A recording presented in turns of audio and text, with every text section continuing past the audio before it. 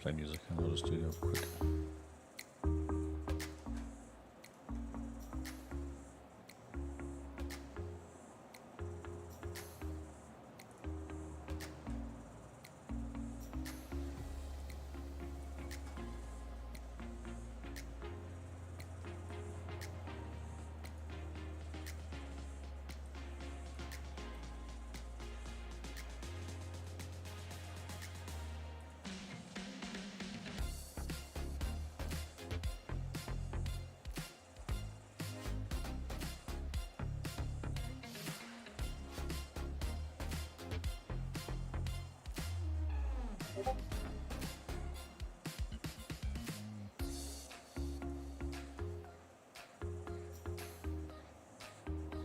Have you saw that report this morning that Respawn's working on a Mando game? Yeah, I saw that. Yeah, another like bounty hunter game or something. They said.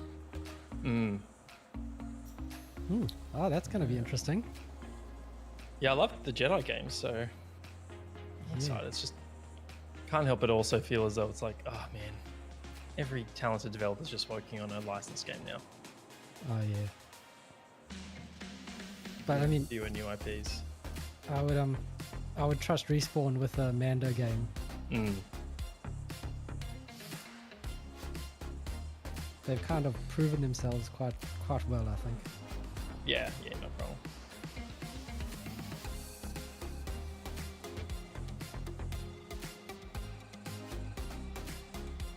Did anyone play Skull and Bones last weekend?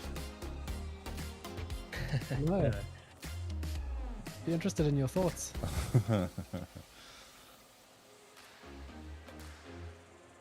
I can't believe it's out. I know. I know. Believe it I mean, exists. I think I first heard about that when I was working at Ubisoft at like 2016, 2017. Yeah, that's right. That's what it is now. Because there's going to be DLC for Black Flag. Was kind of the announcement. Yeah, the only real reason they just persisted with it is because it's half funded by the Singaporean government. Like had to come out. Is that right? Yeah, they gave them a lot of funding for it. Just created so many jobs in Singapore.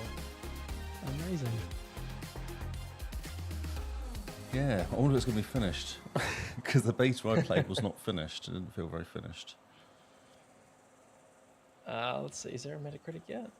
I saw the press start review went live. 63. Oofed. Yeah. Oh, It's so average. Too bad. My former boss moved, transferred from Ubisoft Australia to Ubisoft Singapore to be the brand director on that one. Man, that is a tough game That's to a market. tough job, yes, sure. Yeah. yes.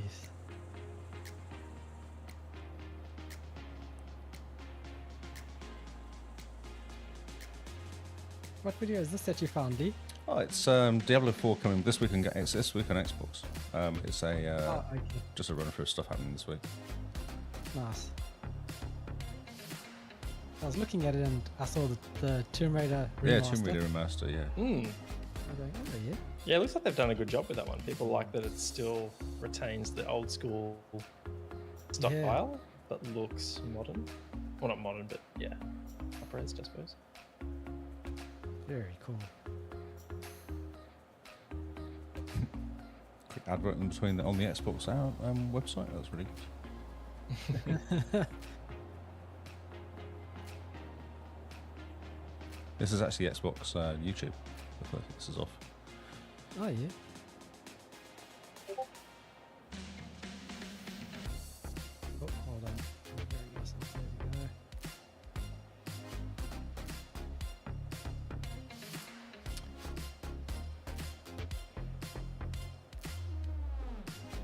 Last week I mistakenly banned chili dogs.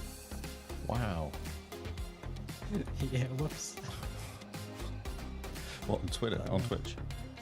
On Twitch, yeah.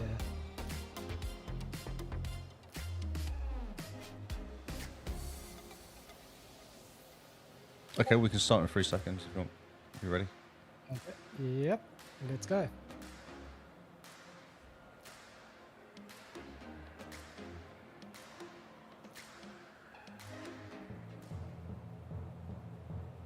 This is the XboxCast.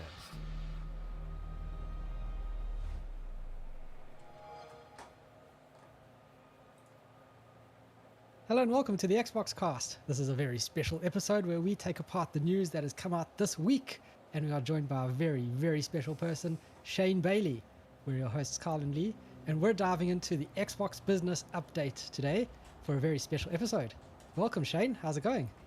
I'm great. Thanks for having me, guys. It's good to be back. You're more than welcome. Thanks for joining on such short notice.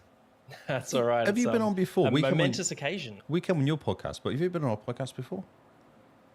I think I came on yours once. Definitely once. Definitely once. I remember coming on your podcast. We were quite impressed how organised you were, but I don't know if you've ever come on our podcast before. I know. The problem with a very organised podcast, it's a lot of work. It's a lot of work. That's for why sure. that podcast lasted about 3 months. Yeah. Because I was like, this is too much effort, as much as I love it. The amount of effort you put into that was phenomenal. It made us look like amateurs.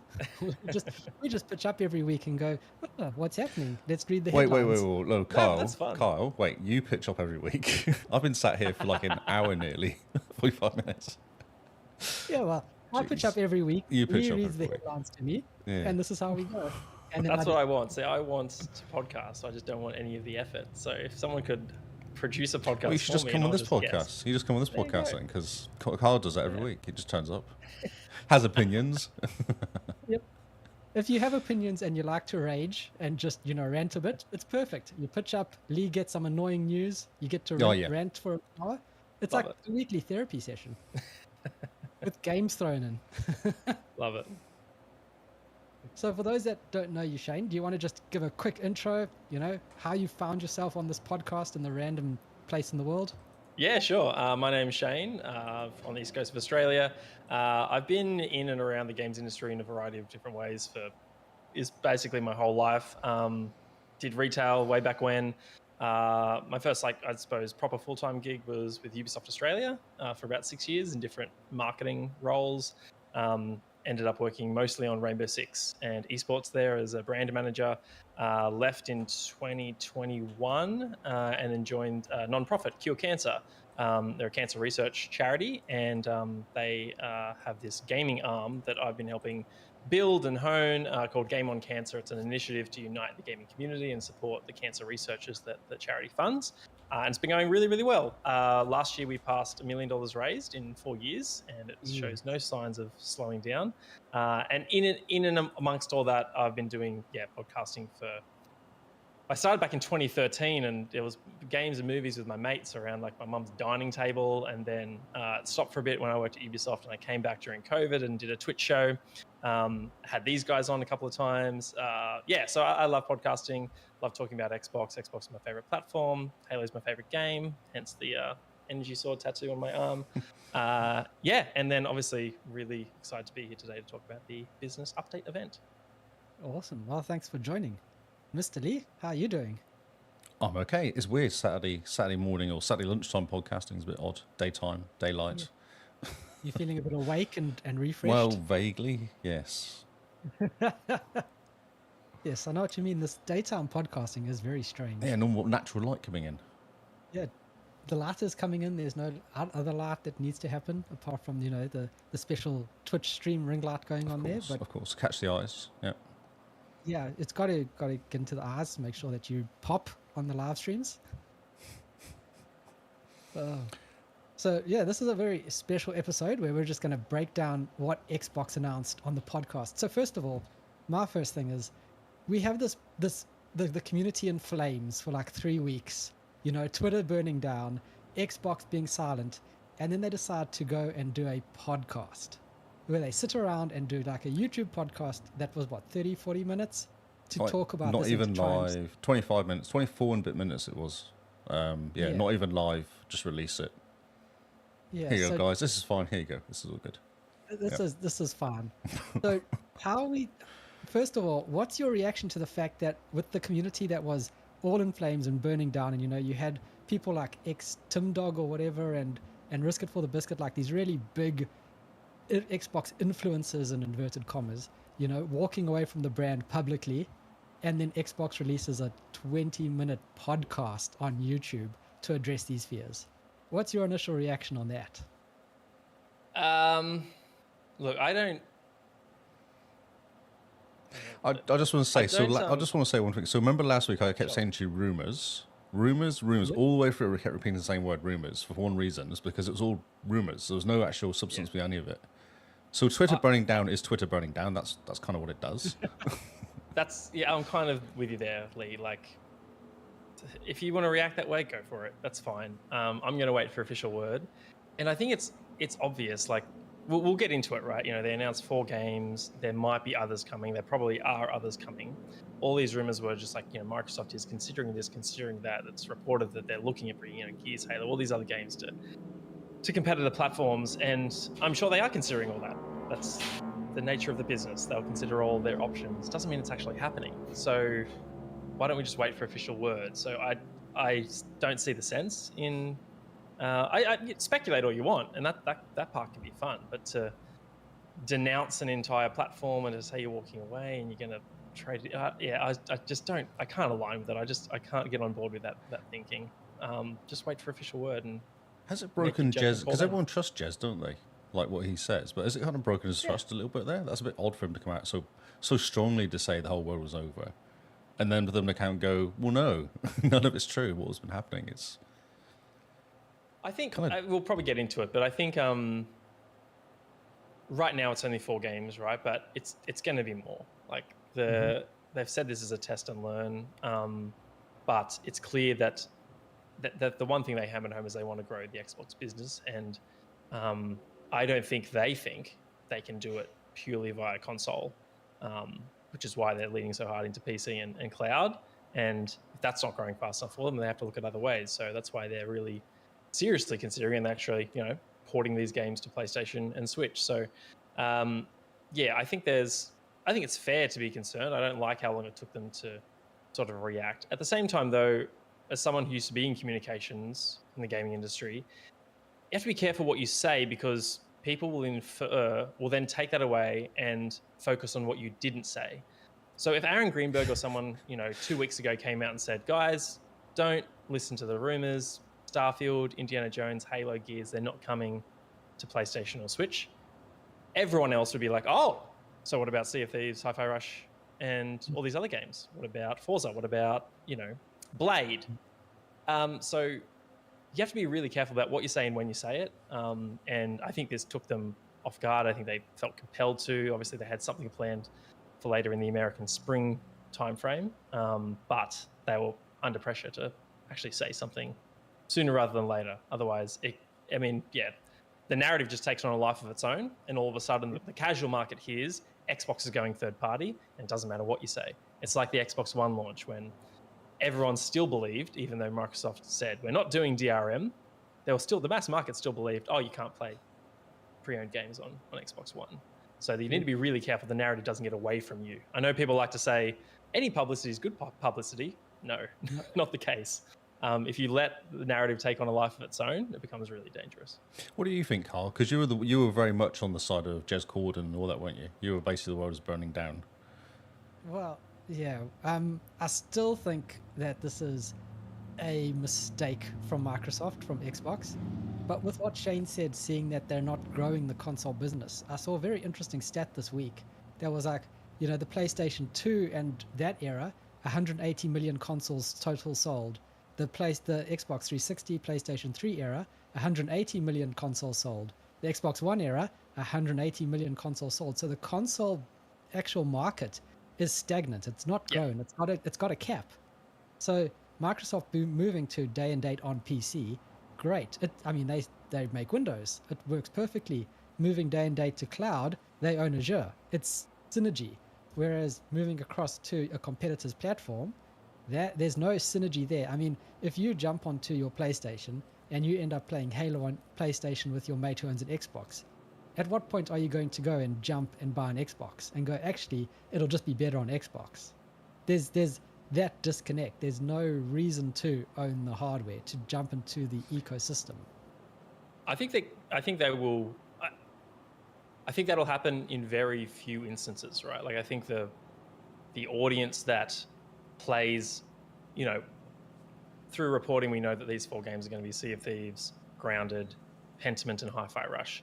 And Phil in the episode teased that, maybe porting these games to other platforms, they build an audience and a fan base, and it would warrant a sequel. I think that's what they're thinking with Hi-Fi Rush. It's like, let's sell it on Switch and PlayStation. People are going to love it because it's a great game. It'll reach a new audience.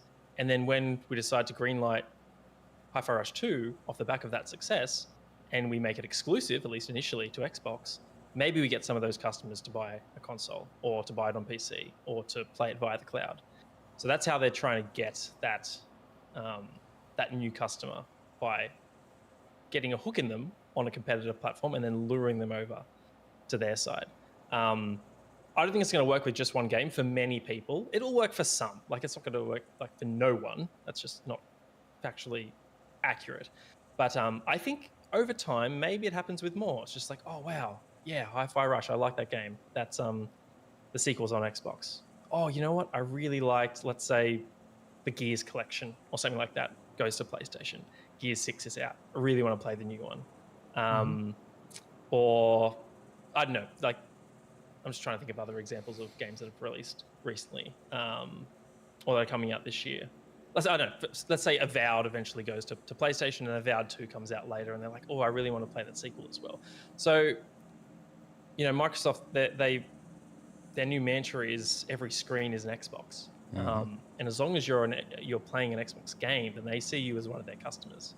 And it's the same way they view Minecraft users on different platforms. It's the same way they view Candy Crush users now as well. So they're trying to diversify and get away from just relying on their own hardware. For games like Minecraft and Sea of Thieves, it makes perfect sense to get it onto as many screens as possible, because those games have their own in-game marketplace. So, you jump onto Sea of Thieves. Oh, the parrot is only $2.99.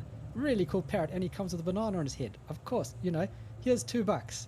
Oh, here's $3 for a cool new sales. And you build those little microtransactions in, and it's just that for games like that, I can understand. For games like Hi-Fi Rush, Pentiment, and even Grounded. I mean, Grounded is a really cool multiplayer game. It would be better if it had more than 4 people at one point, in my opinion.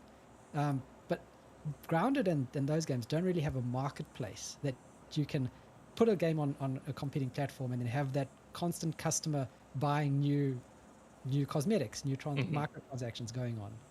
So I understand what you say about the whole, of course, it's going to get people to look at Xbox when the sequels come out or when something new comes out. But it's not going to go, that most people go, oh yeah, I can wait a year for Grounded 2 to come onto PlayStation. I can wait a year for Hi-Fi Rush 2 if they're going to go that route.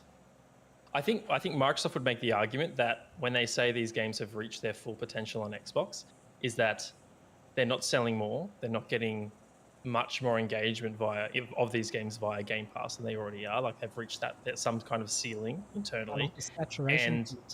And they're not driving acquisition of users. So those games would be like cloud Switch games as well, sales. couldn't they? Why is it not Switch as well? Because shouldn't Switch be in the conversation as much as PlayStation? Because those games like Grounded and Hi-Fi are all perfect Switch games, aren't they? Because they're kind of low res almost. Yeah. I do want, like, Hi-Fi Rush, even though it's a cartoony art style, in terms of frame rate, like, it demands quite a lot. So I do wonder if it's a game that comes to Switch or Switch 2. Switch 2, yeah, possibly. Yeah. They might be able to, port it to that older hardware. But, I mean, if it was if Hi-Fi Rush could work on the current Switch, I think Hi-Fi Rush would have released as an Xbox One game as well. Oh, yeah. But it didn't. So my gut is saying Hi-Fi Rush, maybe you might have to wait for Switch 2 for that one. Anyway. So I think they see these games as they're not driving acquisition of users via console sales anymore, or getting people to play them via they've been out for the a while cloud. as well. They've been out for quite a while now, so... Yeah. So if they're not... If these games aren't already selling people on getting into the Xbox ecosystem, what's to say that the sequels will? You might as well go to where the players are. But I understand your position, Kyle, in the sense that it weakens the overall, I suppose, the attractiveness of the Xbox ecosystem, like the console itself, because it's just fewer exclusives Yeah. on the platform that we had 2 years ago, like a year ago, right? Mm-hmm. I think what Microsoft thinks is that they're still going to have those big tentpole games, like games like Hellblade, Blade, Indiana Jones, future Halo, Gears, Forza, that sort of thing, Elder Scrolls 6. Like they're not going to go to competitive platforms anytime soon. I think they will come eventually, but I mean they're gonna lean on, at the very minimum, timed exclusivity for many years to get people to buy in.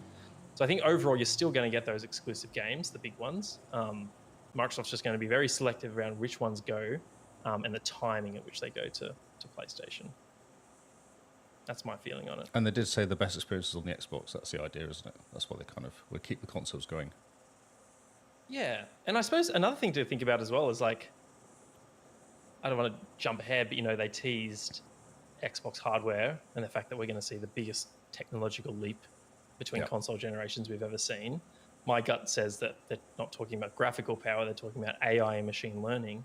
What if those other what if those other systems don't lean into AI and machine learning, and Xbox exclusives rely on that technology? Is it possible to then port those games elsewhere? So yeah, a lot of question marks. I said on a podcast yesterday, I think right now the Xbox community is looking for certainty in an industry that is now in a constant state of change. And Microsoft is trying to adapt to that change and be flexible and fluid and go with the flow. And all the Xbox community wants to be told is what's definitely happening this generation or Is next it generation. the ABK stuff, isn't it? We just want to know what games are coming out to Game Pass. Is that it's kind Yeah, of simple as yeah. that, really? They want to Like, know that what we're going to get, and they want to know. Yeah, they want to know that I've invested in the Xbox ecosystem. I want to know that the reason I bought in was for these exclusive games, and they're not going anywhere else, because why would I have bought an Xbox in the first place? I think that's what they want to know. And I think that's what Xbox tried to communicate in this podcast and said, it's just these 4 games at the moment. Yeah, that was the little asterisk there, at the moment. of course they're going to say at Exactly. the moment, though, aren't they? Because if these indie games go well, they're going to go, well, that's cool. What other games have we got on a back catalogue that are 2 years old where we can release that there as well? Exactly. Yeah. And that's why, The Verge had an interview with Phil Spencer, and they said, can you definitively say that Starfield and Indiana Jones will never come to PS5, for instance? And Phil was very coy about it and said, it would make no sense to say never. Of course. That's a stupid question. You can't though. commit to that That's stance. a real dumbass And question. I think they are considering. There was articles just overnight that saying, like, Microsoft Flight Sim, Doom, Gears of War, they're all considering these things. I believe they're considering them. Whether they happen or not is another story. Of course they're going to have a conversation, aren't they? There's going to be a meeting about it, but because it's all money at the end of the day. They want to make money, don't they? Yeah.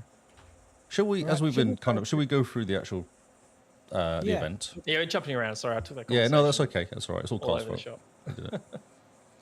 So yeah, Lee, take us through this the actual podcast. What was announced in order, so we can. Yeah, I was go just through looking all at the this. I think this highs and list is lows back and- to front, actually. Oh, so you have to start at the bottom. Wait a minute. Oh, we'll start at the top of this list. There's a list here I've got off of Games Radar, which seems to cover it all. So we're just talking about, Xbox Play exclusive games are going to be a smaller and smaller part of the game industry within the next decade. Well, I can understand that, but I can also. You also want to have that surety that if you buy an Xbox, you're getting experiences you can't get anywhere else. So if you Yeah. That's the reason you buy into the system, right? Well, for a lot of people. it's the reason you want to buy into the ecosystem is you go, right, I'm going to get something that I can't get anywhere else. It's the reason you buy a PlayStation is because God of War can't be anywhere else. And so, that's what you really want to focus on. I can understand why they say this, because in the future, Microsoft obviously is seeing, 20 years from now when consoles don't exist, where computer hardware itself is literally just a screen plugged into the internet. And everything, your operating system is streamed, your apps are streamed, everything is just coming down to a dumb screen. I was, we talked about last week about the whole thing was about cloud gaming is really bad. It doesn't work properly. So GeForce Now is on my TV. I've got an LG TV. GeForce Now is there. It talks to Game Pass. I was like, right, I'm going to have a play on this. So it's a free account. It's not the basic account. I logged in. I had to go and get a mouse and get a keyboard to plug into my TV. so I can actually log in with my Xbox account. And then on my phone, I had to do the 2FA, and I was like, this is a... It's always like, you can see a little mouse appeared on my screen. It was literally like a Windows happening inside it. So that was a real painful experience. I started the game up, and even the cutscenes were jumping. Let alone getting into the game and actually trying to shoot something. I was playing Rage 2. I was like, this is terrible. So, okay, right. So I exited out and went to play Jusant, that climbing game. Nice, real chilled out game. And it asked me to log in again.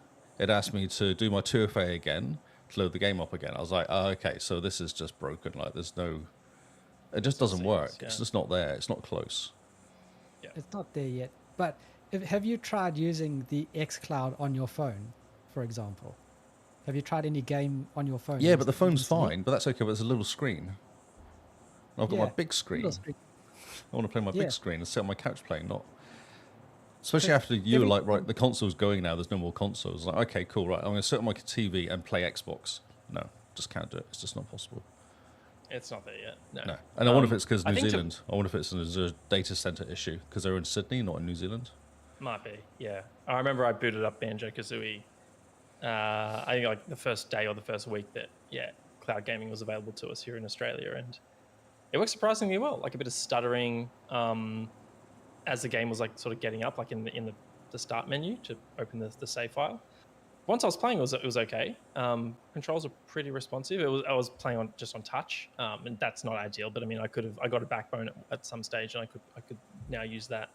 And I think I was on home Wi-Fi. I've tried it 4G in the past. I don't have 5G. I don't have a 5G phone, but I think it's one of those technologies where I feel like it'll get there. It's only a matter of time before it's really close to replicating the experience of playing But on this local was so hardware. far It'll never away. be the same as local hardware. This but, was so bad though; it wasn't even close. yeah. This is terrible. The phone's actually fine. I play with my phone. It's okay. I've got one of the little Razer things with my Xbox controller. It works great on my phone, but on the TV, it's shocking. Like there's no... Yeah, but that's probably GeForce Now as being a pain. Because I know Yeah, GeForce sure. Now is not a seamless experience with talking to Game Pass. Right. Yeah. No, not. In I the think to Phil's slightest. point around like, so was it the exact quote was like exclusive games will be a smaller part of the industry going forward? Yeah, going to be smaller and smaller makes part of the game industry. Yeah, that's right. I Within the think next that, decade. That's true. Like it doesn't mean that they're going to be any less important, or there's going to be fewer of them. In fact, with Xbox, there's going to be more than ever, right? Because of their acquisitions. But to say that they're going to be a smaller part of the industry, I think is true because the industry is growing much faster in other ways and in other areas, particularly live service, where live service continues to dominate, and mobile still continuing to grow as well. So technically what he's saying I think is accurate. First party exclusive games will become a smaller part of the industry. Well, because the PlayStation's only got 2 coming out this year, haven't they? Like Spider-Man and... First, what is first it? and second party. They have Helldivers and Concord. They've got other exclusives, but they're not Actual first not party first ones. party. Yeah, they're kind of lacking this year. A bit like our 2023, was it? Last year. Year before we had like 1 or Two. something. Or 2? Yeah, 2. 2022 is light. Yeah. Yeah. Okay. So do you think that this is a way to kind of strong arm PlayStation into the Microsoft way of doing business? Just By can't putting their games across more platforms. Not about this, but by saying that, you've got the exclusive games are going to be a smaller and smaller part. So then it's kind of like a shot across PlayStation bow to say, we're investing in this. We're going to end up with a lot of money. And the Sony investors or the board kind of goes, yeah, of course it makes more sense. Why don't we put God of War on Xbox? Why don't we get Spider-Man in front of, the Xbox players as well type thing? So it's not so much for the Sony fans and the PlayStation people, but maybe it's for the Sony board, the Sony investors to think about where the games should be going. I think PlayStation is a generation behind Xbox in terms of following their strategy, right? Like they're only just starting to put their games onto PC. Xbox started day and date PC in 2016 with Play Anywhere. In fact, they did it better. They still do it better because you buy it once and you own it across both ecosystems. Whereas Helldivers 2, earlier this month, is the first PlayStation published game to launch day and date on PC. So they're still very behind, but they haven't had a need to because their console business is so strong, because their games are actually like selling quite a lot. Whereas Xbox did it out of, okay, our Xbox One generation is not going great. We need these games to sell. We're going to do day and date PC. So I think with Xbox now looking at a multi-platform strategy, PlayStation will eventually get there. PlayStation will eventually get to the point where the games are day and date across PC, and that won't be enough. They'll be like, where else do we find growth? Is it in cloud? And I think eventually it's going to be multi-platform. And it might even come from pressure from people like Marvel, who say, Spider-Man 3 sold great, but we need X-Men to sell more. How are you going to make that happen? And Disney, especially Disney, they're really into money, aren't they? Disney, so they'll definitely get. Well, yeah, we eyeballs see on the games. huge licensing costs that they. Although interesting they that put they on Sony. renegotiated the indie contract, didn't they? So it was going, because it was Xbox and PlayStation, that indie game, and they renegotiated to be Xbox only with Disney. Right. So that's kind of interesting that they managed to get that done. And Yeah, Disney I didn't think lean on them. you know, Microsoft seemed to play nice with things like Ghostwire Tokyo and Deathloop, but it seems like for the moment they're not with something like Indiana Jones and maybe even Blade as well. We're gonna have to wait and see on that one. But I mean, I think that Is game's Blade Disney as well? Is that a Marvel Disney product? Yeah, It's Marvel. Yeah, it is, isn't it? Marvel's Blade. Yeah. Yeah. So yeah, I mean, a lot can change in. I think that game's 2027 probably at the earliest. So a lot can change in 3 years. Yeah. I mean, and you look at the stats for, say, Spider-Man 2, which was a really big PlayStation launch, for example. You have an install base of 60 million consoles, say, and the game peters out at 12 million copies sold. And you kind of go, why are we not capturing the rest of that 40-something million people? What did we miss? Why did they not pick it up? This is supposed to be, 10-pole PlayStation RP. So what's going on here?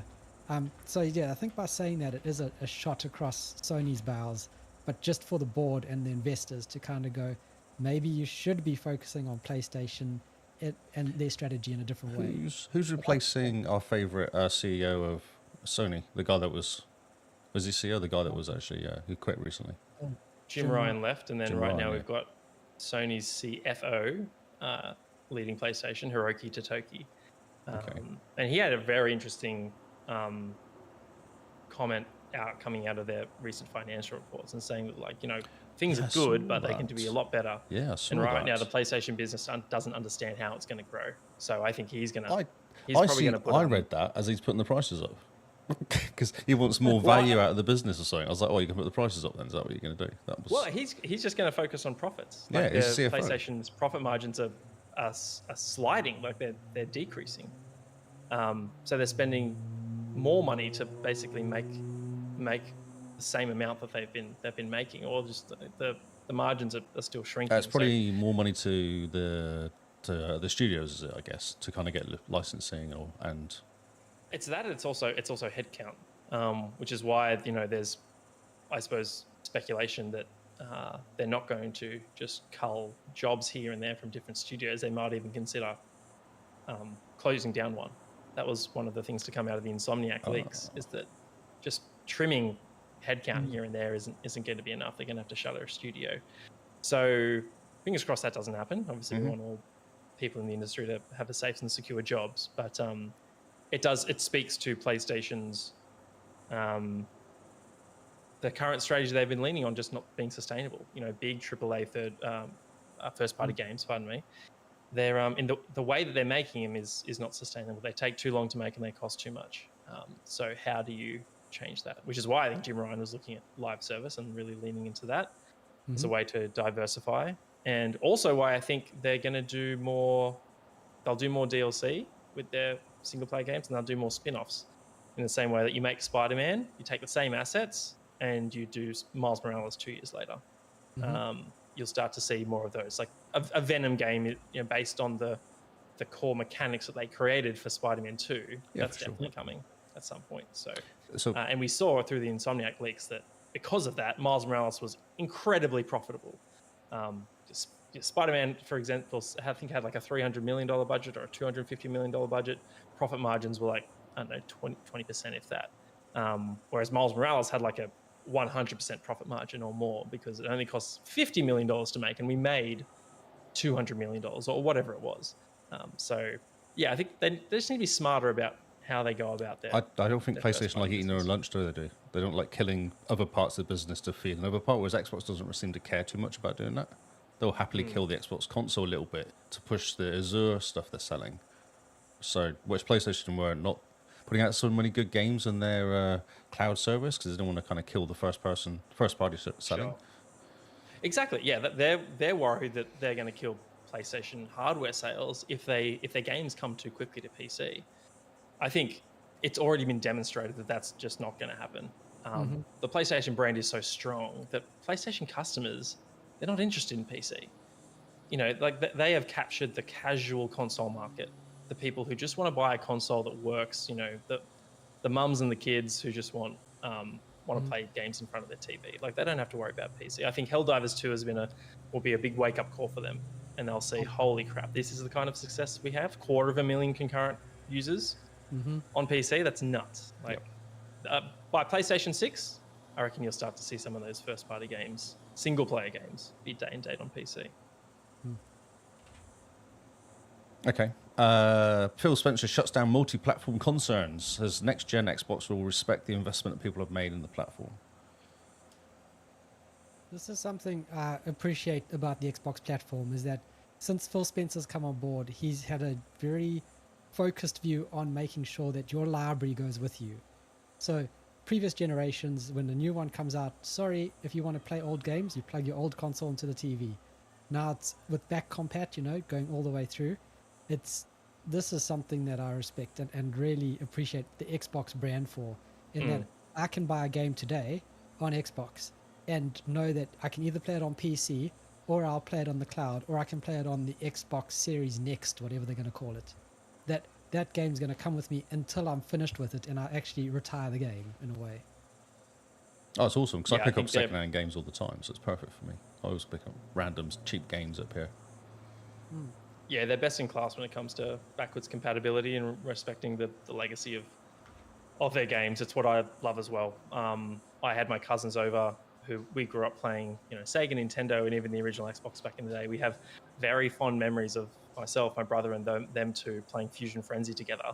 So what do? We boot up Fusion Frenzy the other day, and we played it, and it was an OG so much Xbox fun. Game as well, like a 20-year-old game almost, isn't it? Whenever that came out. 20-year-old game that through auto HDR has HDR. Can you believe it? Incredible. Just ridiculous. And I'm playing. It just looks great on my OLED. It's crazy. So that's I'm with you, Kyle. They're best in class in this one. I'm very thankful that and they pushed. They didn't have to do that. That's something else. Still one of the best E3 announcements back in 2015, where Phil stood up on stage and announced backwards compatibility, and the crowd went wild. And it put platform holders like PlayStation in their place to say, okay, this is important, and they need to follow suit. So look, I don't think, that's not to say that I don't think PS4 backwards compatibility with PS5 was ever in doubt, because the architecture is the same. I think that was always going to happen. But it's I don't know, it's a feather in their cap at the very least. It was really hard for PlayStation, wasn't it? I felt like it was hard for PlayStation to do backwards compatibility for some reason. I don't know why. They seem like they still don't have it figured out with PS3, right? Like you're playing these games, you have Linux to subscribe based, to some sort of PS weird Plus Linux Premium just to play PS3 games via cloud streaming. So they haven't figured it out yet. Yeah, it's kind of odd. I mean, Xbox has smart delivery, whereas the PlayStation one, you can have two games or two versions of the same game installed on your PlayStation 5. One will be a PS4 version and one will be the PS5 version.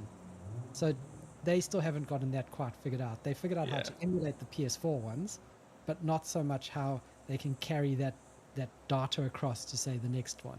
Yeah. Which is very interesting. We saw that with the whole, if you want to get your game saves off your PS4 to PS5, it involved plugging in a USB stick and then migrating it across. And once it's migrated, you can't go backwards. And we have to install the old version of the game so you can copy the save file and then install the new version and then migrate.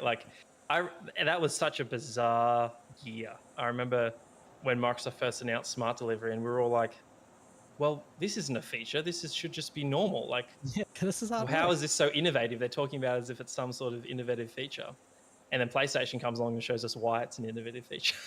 I was like, oh, smart delivery is actually amazing. It's actually hard, yeah. because we don't actually have to think about it. Yeah. And I think that was a complete missed opportunity. Remember when PlayStation put out that advert of this is how you share games on PS4? Oh, yeah. And it was passing the game? Yeah. Xbox should have done the same thing. This is how you get an Xbox One game working on Series X. Install, play. Well, I was about to say, turn your Xbox on. That's how you do it. That's it. Like they should have capitalized on that, and that's what I think is where the community really wants Xbox to go, is to just be a bit more aggressive, a bit more, petty in a way. Sure. And just go, you want to, PlayStation plays a little bit dirty sometimes. We're going to meet you where they play. It's the I'm a PC ads, isn't it? That's what it is. The old I'm a PC and I'm a Mac ads that were going around for a while, from back in like the 2000s. Do you not see any of those ads? Yeah. There's a whole bunch of them kicking around at the time. Yeah, it's the whole, Sega does what Nintendo don't. Yeah. Console warring.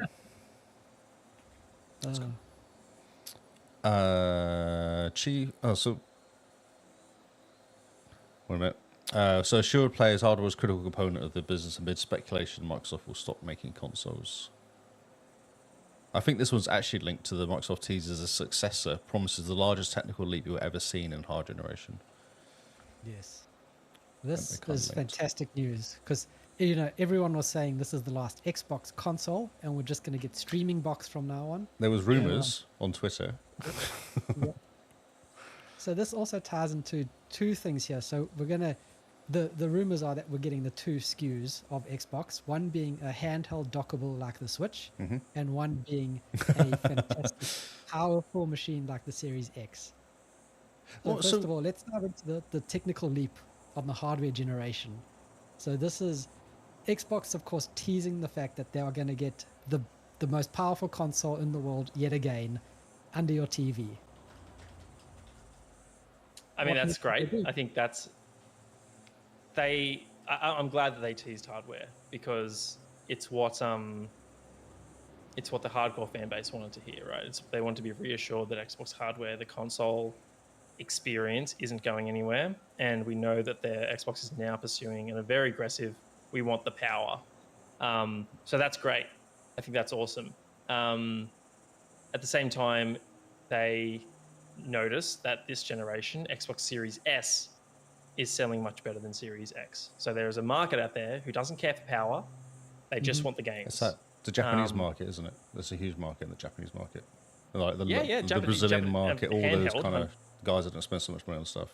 Yeah. 100%. Handheld and mobile dominates Japan. But, we're living in a time now where the economy's ruined and spending, $750 or $800 Australian dollars on a console is not viable for many people. So how about a $500-$600 handheld instead that can play these the games? problem is though. So you look, I wondered the same, but I was listening to Windows Weekly. Paul was talking about it, saying that the problem is you're going to get the Xbox console is going to be $800 and the handheld's going to be $800.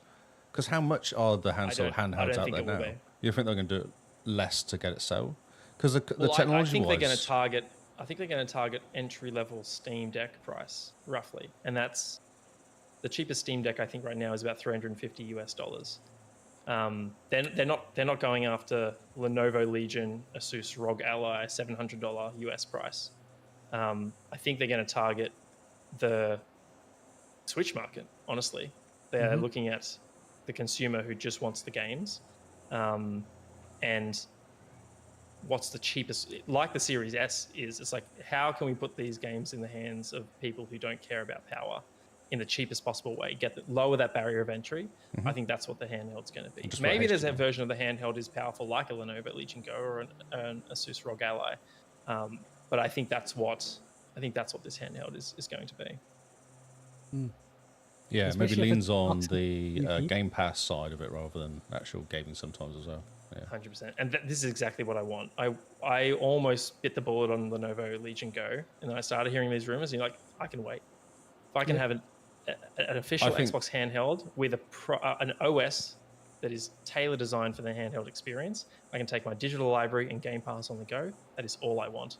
I think And June. look, as long as it runs in huge. that's like an 8-inch screen, 1080p, 60 frames per second, that's fine by me. And a HDMI out as well, just in case you want to plug it into your TV. And Yeah, I honestly, I don't care too much about that because I'm the type of Xbox consumer that will buy both. I want the premium console. So I was thinking, I'm in a hotel experience. room bored. I can go and grab my Xbox little console and just Oh, true. get controller synced to it, plug to big TV. Yeah, that's about. You could like hook it up at the office or something like that. Yeah.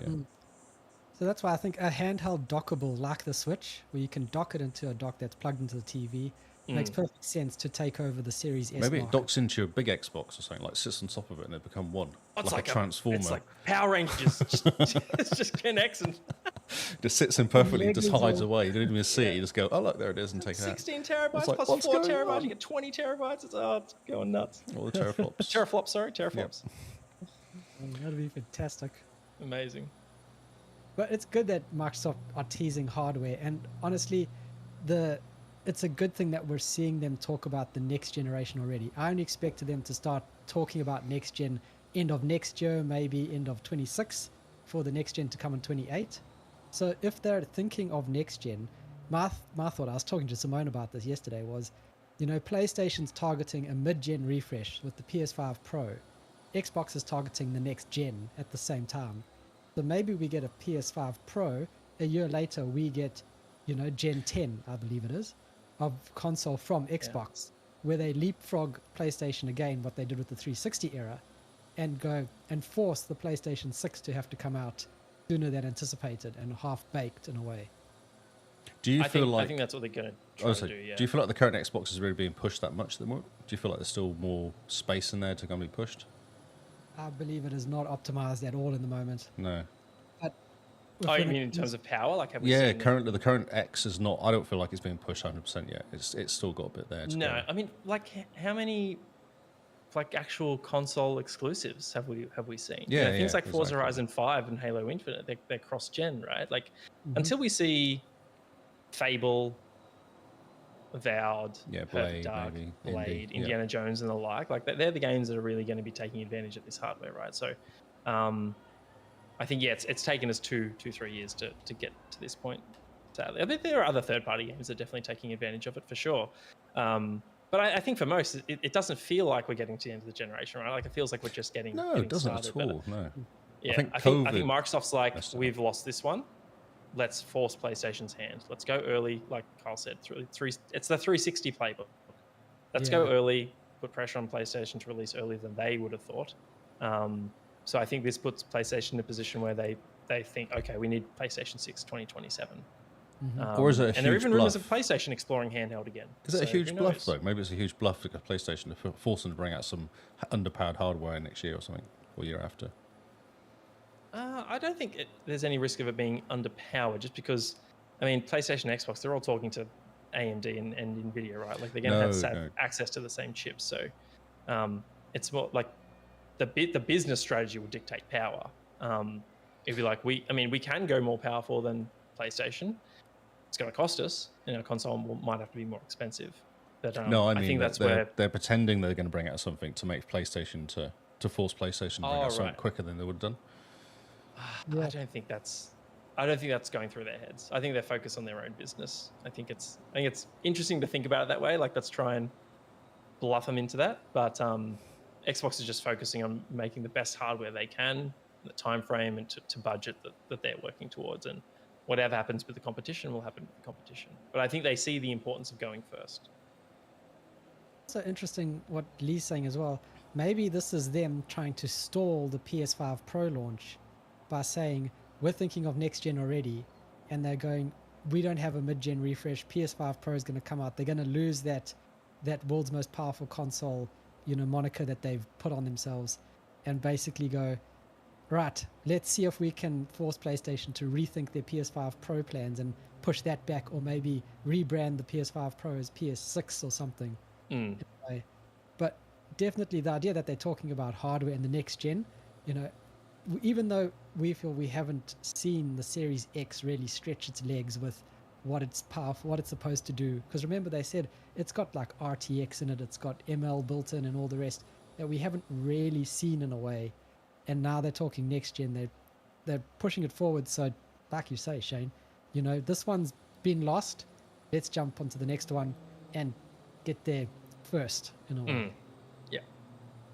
But this is the problem with Microsoft that they've always had, is that they've always skated where the puck is going to be, 20 years too early. You know, they tried it with Xbox, and they were talking about with Xbox One, where they were saying, you know, the cloud destruction on Crackdown 3 that was coming, and you know, we plug the Xbox into the cloud, and suddenly you have a million teraflops that your Xbox One can tap into that just never eventuated, because the common man, the common player, just doesn't understand what that means, and taps the console on today, rather than what Xbox is wanting to do 10, 15 years from now type thing. It's not just Xbox, it's Microsoft, right? Like Microsoft had a working tablet computer in the 90s. Yep. And then iPad came along. You know, it's you know, Connect and that whole thing was just like, oh, it's going to be listening to you and watching you. And now we have a computer in our pockets that listens and watches everything we do. So the HoloLens, and they just got rid of like Windows mixed reality and all that. And then Apple Vision Pro. Yep. Yeah. So you're right. But sometimes they're dead on, you know, and like I think I mean Xbox Live and the commitment to an Ethernet port and broadband internet was they were dead on the money. And I think for their business they were dead on the money with day and date PC as well. So they've got it right a couple of times, but for the most part, you're right. They are 10 years too early. Sometimes like they're just a generation ahead of themselves. And I think this is where that's where a lot of this concern about Xbox, you know, going multi-platform comes from. I think they've decided this is the direction we're going in, and they know that we're all very apprehensive to it, and they're taking us by the hand and they're steadily saying, it's okay, come on in, the water's fine. And more in 10 years' time, we're going to be thinking, what were we worried about? Halo and Gears are on PlayStation 6, and the world didn't burn down. In fact, Xbox is probably doing better than they have. Don't we just want to play games? That's where I what think we we're want to do. going. We just all want to play games, don't we? Isn't that ultimately what a game wants to do? Go get all the games available so they can play them? Yep. Isn't that the point? Every now and then I think about just take the business side out of it, right? Like, how amazing would it be if it didn't matter that Halo was on PlayStation? Like Halo Infinite is a fantastic game. The multiplayer suite is awesome. The current state of the game is fantastic. And imagine if the player base was double or triple the size that it currently is. That's a great thing, you know. Does it mean that maybe the Xbox console business isn't as healthy? Yeah, but like if overall players are happy, the developers are happy because more people are playing their games, and Xbox has found a way to make the business work for them, who loses in that situation? I mean, there might be a few of us just like, I just want that Xbox console experience. I like my achievements. I like my friends list, my digital library, and all that sort of thing. I don't think that's going away. I think Microsoft will always cater to that market. It's like, this is the most hardcore, and by that point, it might be the hardcore 10% of our user base is still latched onto hardware, but they still service that audience, our audience. I think it just won't be the focus anymore. The console is just one way that you can play Xbox games. It just so happens you can play Xbox games on PC, cloud, PlayStation, and Switch as well. That's where I think we're going. And I think most people are scared of that. And Microsoft is just steadily trying to pull us into those waters. What I can say about it is because trying to buy a piece of hardware that actually plugs into my TV and works every single time I turn it on, i.e. not a PC or a laptop. I don't want to go buy a big expensive PC to do the same thing. And then have to update the drivers and update. We talked about it last week. It's just a nightmare. PCs are a pain in the ass. I do all day long. I work on PCs, and they have their mind of their own, basically. Whereas my console, I turn it on and I play, and that's what you want, isn't it? Like just something to turn on and jump in front of it, not do PC tech support. Yep, indeed. Yeah.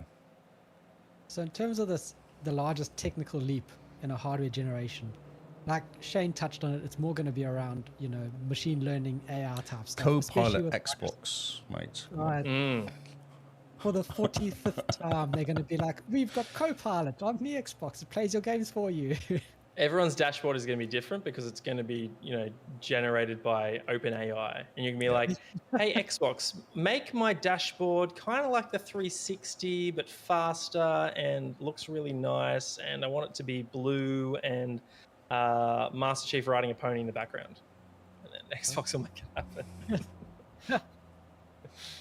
Yeah. You're all laughing, but yeah, it's probably true. Exactly. Oh, God. Yeah. So apart from the AI and the machine learning and that type of generative AI that's currently the buzzwords around everything at the moment, where do you see the tech going? I know you said that they talked to AMD, but when looking at it, the difference between PlayStation and Xbox talking to AMD is Xbox custom designed their chips with AMD engineers, and PlayStation are buying AMD stuff off the shelf in a way as a pure AMD customer, which is why we see the divergence of the power distribution and how each machine works in terms of you've got the PlayStation that does variable frequency on the graphics card, whereas Xbox is locked and things like that. So apart from machine learning, I suppose my question is, where do you see the tech going? Are they going to stick with AMD, or maybe Microsoft's going to focus on going to NVIDIA and saying, hey, let's work on a custom NVIDIA chip and the NVIDIA Tegra, one of those lines that have been in the switches, and kind of push the ARM version of an Xbox? I think it's. I'm no tech expert, but I think they're going to have a challenge here if they, for one of their SKUs, let's say it's the handheld version, they deviate from x86 and go ARM. How does that influence compatibility with previous generations? I won't comment on how powerful I think it's going to be. I think it's way too early to even speculate on that. What I'm most confident in is that fidelity and just graphical horsepower is less important in gaming than it's ever been. When you see games like AAA games have been in development for more than 5 years, like Skull and Bones and Suicide Squad recently come out and completely flop, and you see games like Palworld and Enshrouded do what they do, and in years gone past, Vampire Survivors and Among Us, Yes. the next generation of gamers have shown that they don't care. Like, they don't care if we can see Aloy's pores in her skin. Those games, not to say they're bad games or they don't do well or it's not necessary. It's great that those games, like Senua's Saga, like it looks fantastic, right? Like, I can't wait to experience that because that's the experience that they're going for. But I think those games are less important now than they've ever been because, as we've seen, you look at the most played games in the world right now look like garbage. Roblox, Minecraft, Rotato, Fortnite by comparison. They've got their own art style, yes. But I think that's where that market is shifting. It's just less important, and people want performance in terms of speed, SSDs, fast loading, quick resume, that sort of thing. Compatibility, like that reliability that everything you own just works and works well. And convenience, and that's where something like Game Pass comes in. So, and the ability to play like that seamless experience where Lee just described the terrible experience he had with GeForce on his TV. We just want to be able to load up Halo 6 on our console, also boot it on our PC and know that the saves and the progress is all synced, and then boot it up on our Xbox Series E handheld, and play it there without any drama as well. I think that's what the focus is going to be moving forward. I don't think we're going to see that much more power from these consoles. It's going to be delivering experiences, through AI machine learning, because graphics, they just don't matter as much anymore. We kind of have reached a plateau of graphics in a way. Look at Forza came out with amazing graphics, but everyone's like, but it's boring. Like, they just want gameplay, don't they? But yeah, that's the thing. It's just like, okay, it's great that particularly racing games push the envelope a lot of the time. I can't. I always say this, and then it gets better. But I can't imagine it getting much better, and then it does, but it's marginal, right? Like that. Yeah, of course. The jump each time is less and less and less. Diminishing returns, isn't it? Really, especially the amount of effort they put in to make it look better. Exactly. I mean, the next step could be 8K, but I don't care about 8K. Not anytime soon. It's the FPS, isn't it? It's for the FPS is the most important thing. Once you get 240, like whatever numbers PCs are doing now, that'll be what makes it better. Accurate color, regeneration and that sort of thing. Yeah. Fidelity is going to be less of a focus for sure. Yeah. And Lee? Yes. What was the question? I've forgotten the question actually. That's my mistake. Take the topic, I just run with it. Yeah. No, perfect. This is how we do here. Just in terms of the technological leap. So apart from all the AI co-pilot that Microsoft's going to build in, where you can edit your Word documents on your Xbox, with your voice, the hardware-wise, because we're nerds. We like numbers. We like the physical hardware. I don't know about you, but I just like seeing the numbers of what a processor can do and the RAM, and that it gets me excited because I'm a nerd. So I want to know what you think the next gen is going to be like, just in terms of, do you think they're going to stick with AMD or maybe shift to Oh, NVIDIA? actually, I had a thought about this. So they do like copying Apple, don't they? And Apple are making ARM chips, the M1, 2, 3, whatever. So they may go down that route and actually start doing that. Because they've already started doing a bit of ARM stuff, haven't they? On was it one of the Surfaces that came out or something? Was an ARM chip? It wasn't very good. ARM for years. Yeah, it wasn't very good. But they may end up stopping and just copying the Apple thing and building. And Apple with their ARM chips, with their M chips, have proven that x86 emulation is possible to a degree that it's invisible to the user, and that those Apple Windows laptops 11 runs better on an M3 than it does on an i7 or something, doesn't it? So yeah. And because Xbox is just a VM at the end of the day, the games are all VMs. So providing the VM can do the hardware chatting, it doesn't really matter what they put on. They can put on any hardware at all now. Yeah. So yeah, in terms of back compat, they will probably have a big investment in that. But yeah, you think they're going to go ARM and NVIDIA as a way to leapfrog the I think they're going to AMD copy Apple. I think they're going to copy Apple. Yeah. Okay. Chuck We wait and see. a massive graphics card on there and to copy Apple for the main RISC stuff, all the ARM stuff, all that sort of stuff in the background. Oh, yep. That'll be very cool to see.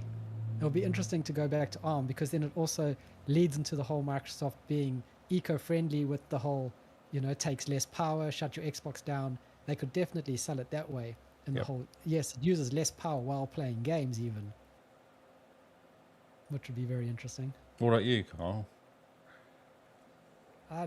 I would really like them to go ARM simply because we need more investment in that architecture to get off of x86. I think x86 itself is we've reached the pinnacle. We can only go so far with it. And especially now that chips are getting down to 2 nanometers and that, we can't go any further with that silicone. We have to change the architecture to, revitalize or use the same stuff, the same silicone, but in a better, more efficient way. So def to Intel, you say? Def to Intel? Yeah, yep, definitely. Intel have stalled the market and I shake my fist at them every day. It's shocking. But we have this technology and we've basically, what Intel have done with it is they've just pushed more power through, made it hotter, more energy inefficient order to keep that generation over generation 10 to 20% performance increase. We need to move away from thinking. All CPU design is what? Like 20, 40 years old? We need something radical to come in. x86 was x88, x86, wasn't it? It was like late 70s, early 80s, so yeah. Yeah. So we're still using, ancient technology by computer standards to power computers. We need to, and especially consoles as a way for pushing computers forward, because it seems like gaming is the way that tech gets pushed. And so if you can go and say, look, this is brand new architecture, and we're going to focus on gaming as the only way to really stress this hardware, you can start, it can be like the F1 model of here's the top car, and all that tech slowly comes down into your little Daihatsu at the end of the day. Daihatsu, are they still around? Daihatsu, yeah. No, I'm not sure I've seen a new Daihatsu. That would also work with handhelds, wouldn't it? That also works with handhelds as well, if they get the ARM stuff working properly. Because it's low power and low heat and all that, so it'll kind of work out better. I mean, if you stick, a 1080p screen on a little handheld with an ARM chip, you've got 4, 5, 6 hours of battery on there at 60 FPS, really cool gaming, can take it anywhere, It's not like the Steam Deck where you go, right, as soon as I unplug it from power, I've got 2 hours. And I can maybe stretch it to 3, but 2 hours of gaming. And that, that's always in the back of your mind because you save, as you go. Toyota owns Daihatsu. Oh, There you go. They're a subsidiary. do they still make cars? Apparently, they've got 12,000 employees as of last year.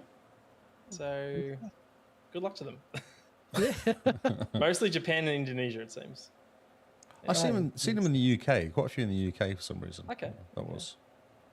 Oh, small vehicles, yeah. Yeah, little vehicles. Yeah, that's right. All right, onwards. Yes, indeed. 4 games coming to other consoles, not Starfield, Indiana Jones, The Great Circle, or not. He specifically said they are not coming as well. Like he just said no. Well, not at the moment. Yeah, they're not included in these 4. That's right. So it does leave the door open to more games coming to other consoles. And he did say that they're looking at like a year exclusivity as the baseline. I just don't have a problem with that though. I just have no issue with it at all. It's fine. Give us a year. That's okay. I think a year should be the minimum. I think for some of the bigger games, they'll probably stretch it. Like I don't, for instance, when Starfield comes to PlayStation and maybe Switch 2, if it can handle it, it'll be 3 years since launch. Oh, so I don't think it's this year. I don't think it's next year. Maybe the year after. So how COD works is PlayStation were getting like extra maps, extra DLC, extra guns and stuff. Wouldn't it just do it that way? Or say, oh yeah, you can have it, but it hasn't quite got the same guns or game or it's missing missions or something like that. Maybe that's the way they'd go. Yeah, Phil's been pretty clear that he hates that sort of thing. Like Xbox have done it in the past, but restricting content by ecosystem helps no one. I think they would much rather say, have Starfield on PlayStation for $70 or come get it on Game Pass. Yeah, that's it, isn't it? Yeah, is that right? Yeah, that's going to be their differentiator, I think. Yep. I don't see them restricting content, and they've said, particularly with Call of Duty during the whole FTC trial, that they're going to the same experience, same content, same price across all ecosystems. So yeah, I see that. I see them keeping the same ethos across all of their titles. And like we said earlier, yeah, these 4, like we already touched on at the very exactly. start, but I kind of chimed in. What do you guys think of these 4 in particular? Oh, that's what everyone's saying, isn't it? I think Hyper Rush and Pentiment are definites from the sound of it. Sea of Thieves was kicked around a while ago, wasn't it? Someone talking about Sea of Thieves way before this, so talking about that. Sea of Thieves and Hyper Rush were the first 2 that were rumored, and then Grounded seems to be the last. Sort of and Pentiment's a little game which kind of like links into the almost like an indie game, isn't it? Even though it's not an indie studio. Yeah, and it's sold. It's a single. You play it through once and that's it, isn't it? It's that sort of game, so it's fine. It's been selling for over a year on Xbox, so it makes more money. Yeah. And Pentiment is a very niche experience as well. Definitely. I mean, yeah. Not many people are going to jump into the game. They're going to look at it and go, "Oh, this looks funny," but then weird. actually see the gameplay and go, "Yeah, maybe not for me." I mean, Pentiment, that's not selling people and buying an Xbox console. Let's be honest. Like it is like I said, very niche, very particular experience, and it only benefits everyone that more people get to play that game, because restricting it to the Xbox platform makes no sense. Do you think they might lean on the idea Xbox particular games? experience like that? Do you think they might lean on the idea Xbox games because there were older ones that are on Game Pass or just about to leave Game Pass, maybe push them to PlayStation or something like that? Like so the older idea Xbox? Yeah, the indie games that the indie games that Xbox have their little. It's not a studio, is it? It's like a group of games that put under one umbrella. Maybe force some of those through. Yeah, I think. I mean, the idea Xbox, that's just a program to get independent games on their platform. So I don't think Microsoft has any say about, unless there are exclusivity agreements in place. Like I think there was one for like things like The Ascent and maybe Cocoon. Was Cocoon multi-platform? I can't remember. But there are certain games, like Inside, for instance, way back when, that was like it's like a month exclusive on Xbox. But Xbox used that to say, get the next game from the Limbo developers only on Xbox at launch. So unless those exclusivity agreements are in place, then I don't think Microsoft will have much say about which ones go. Because Ori went across multiplayer, didn't it? That went to PlayStation. The first Ori went to PlayStation. Yeah, but that was funded and published by Xbox Game Studios. Yeah, that's right. Yeah, so Xbox game went to PlayStation. Second party. Yeah. Yeah. I think that was them experimenting. That was them, from memory, that was like Moon Studios saying, we want more people to play Ori. And Microsoft saying, we value this relationship and we understand why you feel that way. It would make sense that a 2D Metroidvania like this would go to Switch. So I think they happily accommodated that. We're starting to see it more with those second-party relationships where the platform holders publish, right? Like we saw it with Death Stranding, where PlayStation publishes Death Stranding on PS4, and then as a timed exclusive, we now know, and then 505 Games comes in as the publisher that takes that original game and has the publishing rights on Xbox. And we're seeing that now with As Dusk Falls, which was previously exclusive and published by Xbox Game Studios in 2022, and now coming to PlayStation. I think also with 505 Games. So I think we're going to start to see more of that. Like, I wouldn't be surprised if something like Towerborn, Contraband, these are all second-party games being published by Xbox, but I can see them coming to being multi-platform much later, maybe from a different developer, for a different publisher, sorry. Interesting, yeah. Diablo 4 is coming to Game Pass March 28th. This is fantastic news. Awesome, isn't it? Yeah, it's so good. I haven't played it yet, so I'll dabble. Play it. I've put like 300 and some hours into it. I just never. I grew up consoles, so I never really got into Diablo. And my mates that tried to drag me, and I was like, I don't have time. Yeah, no, it is one of those games. I think if you've got people who played it though, it's kind of easier because they can drag you along. Yeah, Diablo's awesome. It's so much fun. This is I think like this is the first Activision game to drop into Game Pass since the merger. Correct. So hopefully we start to see more of the older Call of Duties, maybe even Spyro, Crash come. I think I've got a feeling we'll see them come before the June showcase.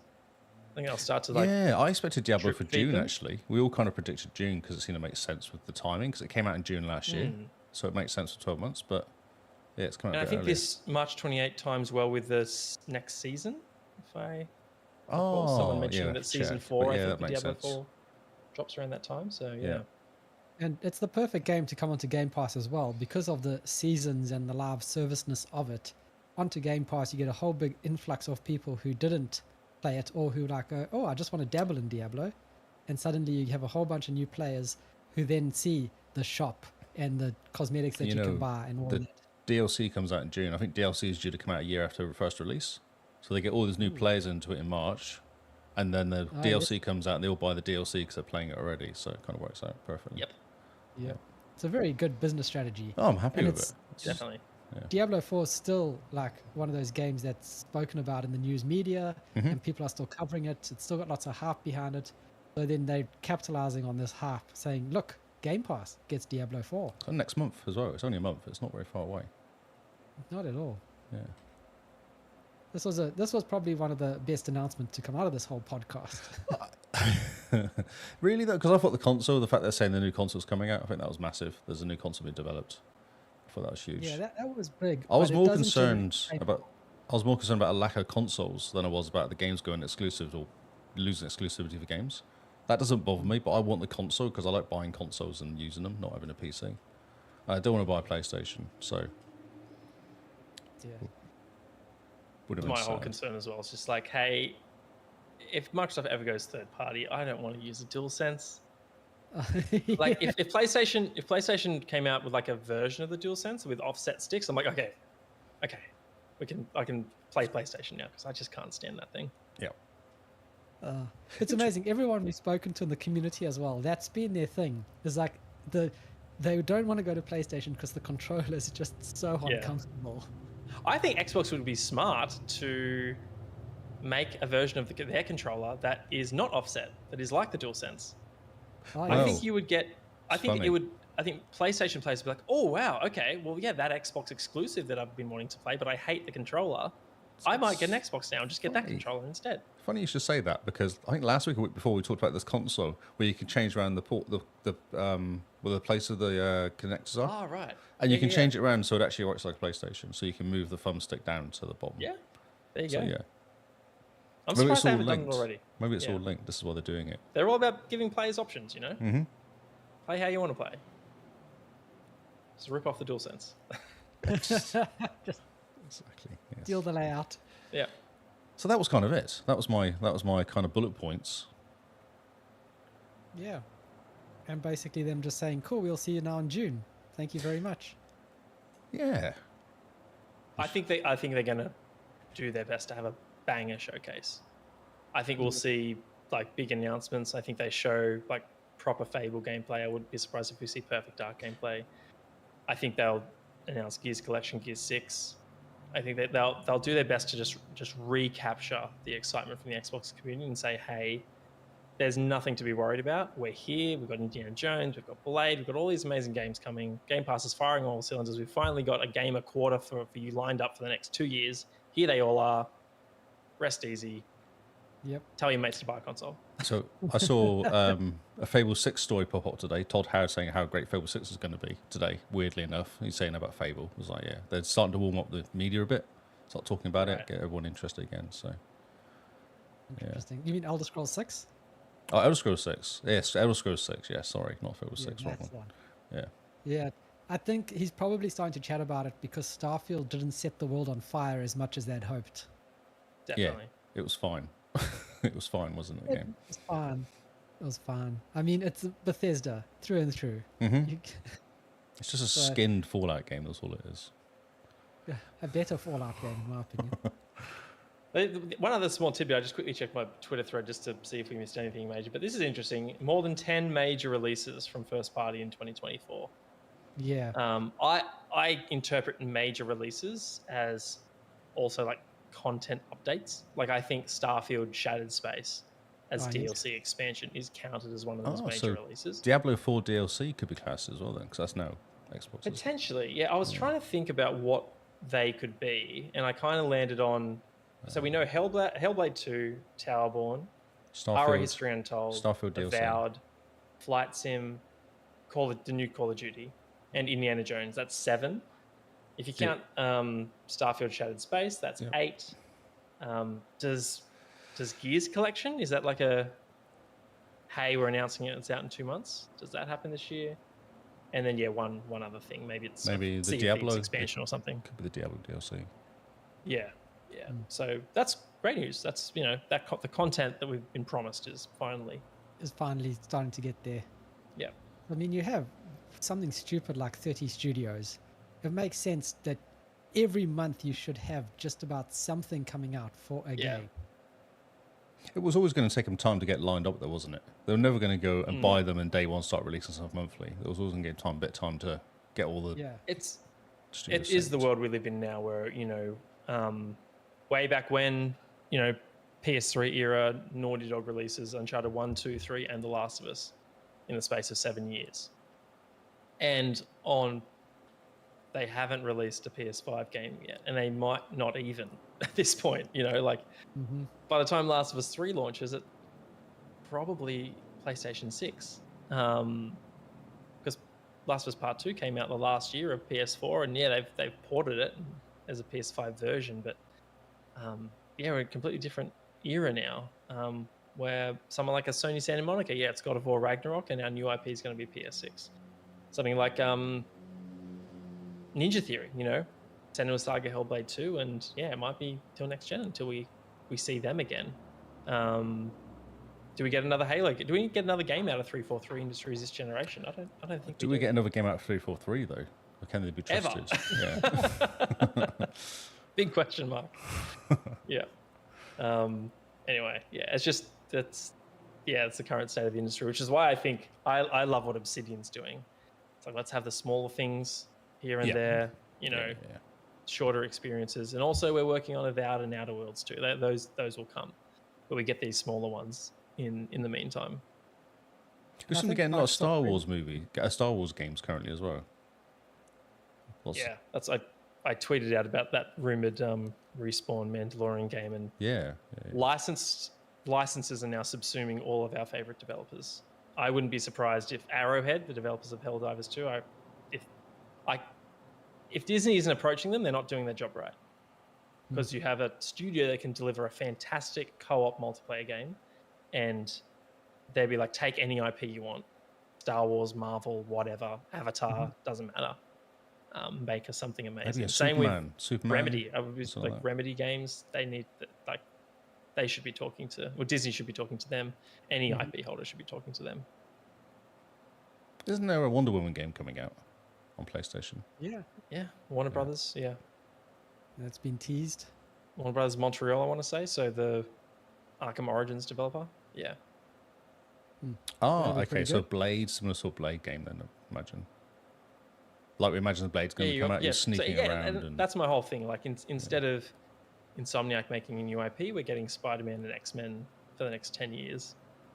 Instead of new Deathloop or a new Dishonored, we're getting Marvel's Blade. it's just COD, So isn't it? it's just an opportunity cost. But I Uh, think publishers, they more than anything, they want guaranteed success. And so let's just go with it. And same with Ubisoft, right? It's just like, well, we tried Watch Dogs, Division, Skull and Bones. It hasn't worked. They're going to rest on Assassin's Creed, Far Cry, and Rainbow Six. And, you know, Massive Entertainment is working on Avatar, and they're working on Star Wars Outlaws. I'll You give can you guarantee they're going to be more successful than Watch Dogs and Skull and Bones. I'll give you a quick review of Skull and Bones. So it's basically is Black Flag, basically. It looks like Black Flag. It doesn't like feel like it plays the same. Story wise is kind of like lots of go to this place and pick up something, or go to this place and sink some boats. It's just, it's fine. It's like I hung out in the whole weekend. I spent about 5-6 hours hanging out in it. It's fine. It's okay, but it doesn't feel like a next gen game in the slightest. Yep, it is basically Black Flag though. That's what I thought the whole way I was playing it. Even the songs are the same songs in Black Flag. You know, the singing on the boat. Yeah. It's exactly the same singing, exactly the same people. One of the guys shouting, you hear guys shouting sometime. I swear it's the same guy from Black Flag. Like you just literally picked up Black Flag. It's sad. It is sad. I mean, they've restarted this game 14 times or something stupid. Probably, yeah. Crashing. So it crashed. It crashed at the very beginning during the cutscene at the beginning when it was going through all the different studios. It's funny you say Montreal. I think Singapore. It crashed on Singapore for me. I was talking to Sky for Life was playing at the same time, and I said, it crashed here at the Singapore, and he said, oh, it's just exactly the same for me. So you crash and reboot, and then you go back in again, and then it crashed. Where did it crash? It crashed in like 2 different places, for both of us. It kept freezing up all the time. It's just terrible. And I'm like, this game comes out in like a week or 2, doesn't it? It's shocking. I don't know if we're on a really bad build, but I would imagine the open beta would be like a stress test almost, not a let's fix the game at some point test. Yeah, and then we'll let you stream as well, which I thought was quite interesting. Couldn't stream the game. Yeah, it was extremely loud. So I don't know. It's kind of chill. That's what I felt. I was happy in there. It wasn't a stressful game. It wasn't like I was getting killed by stuff. But whether I'd pay $120 for this game, I don't know if I'd spend the money. It's a quadruple A game. Like, I don't know if you. Oh, that's right. I did see that Quad A. Yeah, the first Quad A game. Yeah, that's right. For 2013. Yeah. Yeah, it would have been amazing had it come on the Xbox One. Exactly. That's exactly as I was playing it going, because I remember the Black Flag get upgraded a bit, doesn't it? Like it got like a 360 to Xbox One version, and that's what it feels like. It feels like the Xbox One version of Black Flag. Oh, amazing. Oh, well. All right, so I think we've gone over the entire podcast that Xbox put out. So what are your guys' thoughts on it now that all this is out in the open? So just as a kind of a wrap up, you know, happier than you were before a week ago? Still a bit dubious? If it's okay, I'd like to get your answer. I'll answer it, but then I also want to throw a question back to you guys. Just how, because for me, it's just I've kind of accepted that this is where Xbox is going. Like they're pushing in a direction where their console business is one small part of their overall gaming ambitions. And I think that most Xbox users aren't going to like where they're going, but I think it's going to be okay. You know, I think we're still going to have our Xbox consoles. I think we're still going to have exclusives. Most of them, if not all of them, will be timed. But I think that Microsoft will, through sheer force, through sheer will find a way to make their business work, and the current ecosystem that we're used to and that we like will still remain intact. I don't think people are going to like that. So after this entire thing, I'm like, okay, it's clear to me now that they're pursuing multi-platform long term, definitely. Like I've described it, they are just gently taking our hands and walking us deeper and deeper into those waters that we're a bit scared of at the moment. And I think we're going to be okay. That's kind of where my take is. But I think there are a lot of people who just hear that it's like, it's just these 4 games. It's fine. It's totally fine. And meanwhile, they're slowly walking. They don't realize they're being dragged into the deep end. Yeah. That's kind of my take on the whole situation. It's just these 4. Oh, it's just the Gears collection. It's just these 4. It's fine. And then next year, it's like, it's just 2 more. It's just these 2 more. That's it. And then before you know it, the entire Xbox catalog is on PlayStation. And you know what? And it's fine. The industry didn't explode. Xbox didn't die. That's where we're going. So Yep. Lee? I would say I'm happy because there's going to be hardware still. As long as they keep knocking the hardware out, I'm happy. That was my biggest concern with the hardware. Yeah. Games don't care. As long as games come out on Xbox and I can play them on the Game Pass, I'm happy. Really. Yep. Yeah. So I'm with you there, is that as long as they keep doing hardware and as long as the hardware is the first class citizen, so the games are designed and built for the hardware, and then if they go multi-platform and they have to drop a few features or drop a few things because the competitors can't handle it, or they have to do something with it that to just show that actually Xbox is the best way to play, then that's exactly fine. what she wasn't. She said exactly that. She said exactly that. We want this to be the best experience for Xbox games or Microsoft games. Console is the flagship experience. Yeah, that's what they said. So, yeah. In 10 years from now, when people boot up Halo on the PlayStation 5, I want a big splash screen to pop up that says "Plays best on Xbox." exactly. You know? Free on Game Pass or something. Yeah. Like literally, Thanks yeah. for your $70. Yeah, You just could have like- got this for much less. It's like Here's literally a the QR first code to screen- buy your console. Yeah, the first screen that pops up is you should have bought an Xbox. No, just as long as they keep making hardware and they keep pushing the hardware to as far as it can go, then I'm happy with that. I also see this as Microsoft is skating where the puck is going to be, maybe a bit too soon for the industry and for, the fans.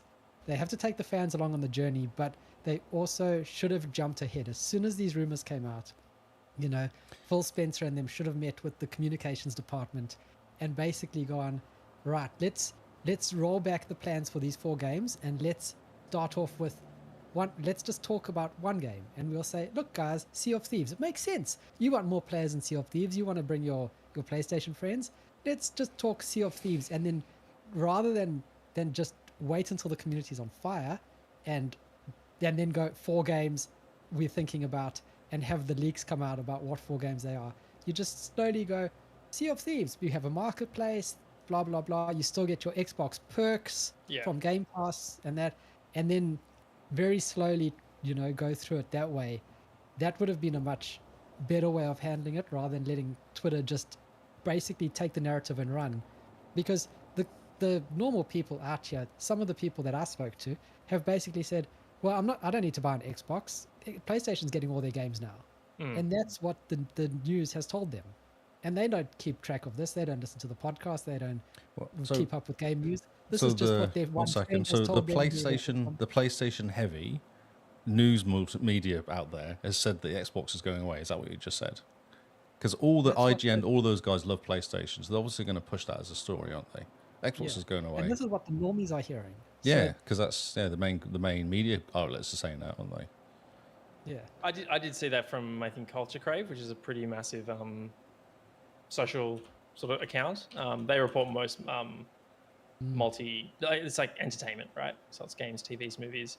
But their tweet wasn't, Xbox is bringing these 4 games to PlayStation and Switch. The tweet was, Xbox is going multi-platform.